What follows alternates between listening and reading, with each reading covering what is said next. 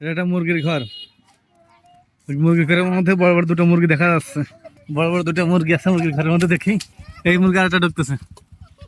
কই মুরগি দুইটা কই? এই যে তিনটা মুরগি। এই তোমরা ভিতরে ঢুকছো কেন? খেলা করো? তোকে দিচ্ছে কি এটা মুরগি? মুরগি বসালাই না তো তোরা এর মধ্যে কি মুরগি হয়েছ?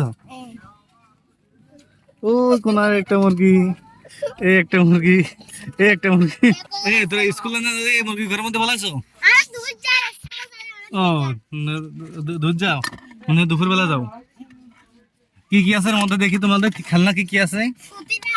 কই এই এন্ডে দেখাও, এই ঘরে দেখাও।